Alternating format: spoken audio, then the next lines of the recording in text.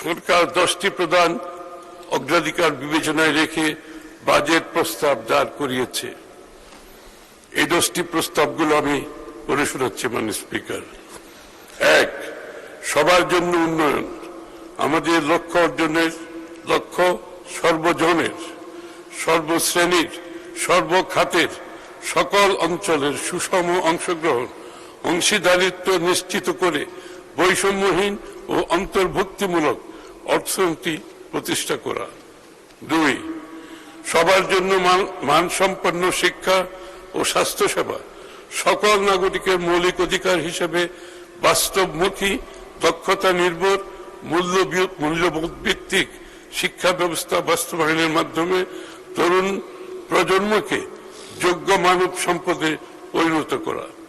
দ্বিতীয়ত, মৌলিক অধিকার হিসেবে সবার জন্য মানসম্মত সর্বজনীন স্বাস্থ্য সুরক্ষা নিশ্চিত করা, বিনিয়ন্ত্রণকরণ, ডিরেগুলেশন এবং সাশ্রয়ী ও সহজীকৃত ব্যবসার পরিবেশ সৃষ্টি করা।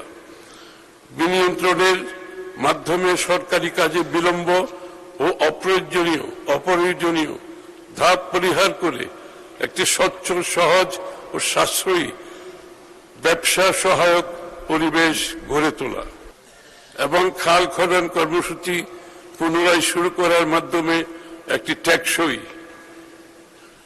সবুজ, পরিবেশ সহনশীল, বাসযোগ্য ভবিষ্যৎ গড়ে তোলা।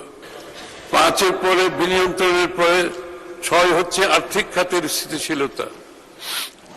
ব্যাংক ও আর্থিক খাতের শৃঙ্খলা, স্বচ্ছতা, জবাবদিহিতা প্রতিষ্ঠা করে আমানতকারীদের আস্থা ও দায়বদ্ধতা ফিরিয়ে আনা। পুঁজিবাজার সংস্কারের মাধ্যমে বিনিয়োগ উৎসাহ প্রদান। 7, জ্বালানি নিরাপত্তা।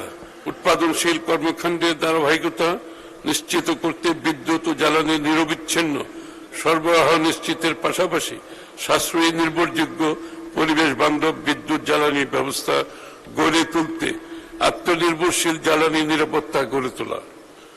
8, তথ্য ও যোগাযোগ প্রযুক্তির বিকাশ। একটি ভবিষ্যৎমুখী, গতিশীল, প্রকৃত অর্থে প্রযুক্তিগতভাবে অন্তর্ভুক্তিমূলক বাংলাদেশ গড়ে তোলার মাধ্যমে বাংলাদেশকে বিশ্বের অন্যতম প্রধান আইসিটি রপ্তানিকারক দেশে রূপান্তর করা। 9, প্রাণ প্রকৃতি, পরিবেশ ও পানি সম্পদ ব্যবস্থাপনা। জলবায়ু পরিবর্তনের অভিঘাত থেকে দেশকে রক্ষা করা ও জীবন বৈচিত্র্য সুরক্ষার জনগণের অংশগ্রহণে বনায়নকে একটি সবুজ বিপ্লবে রূপান্তর, উন্নয়ন কর্মকাণ্ডে পরিবেশগত বিবেচনার পাশাপাশি নদী সমূহের নব্যতা ফিরিয়ে আনা এবং খাল খনন কর্মসূচি পুনরায় শুরু করার মাধ্যমে একটি টেকসই, সবুজ ও পরিবেশ সহনশীল, বাসযোগ্য ভবিষ্যৎ গড়ে তোলা।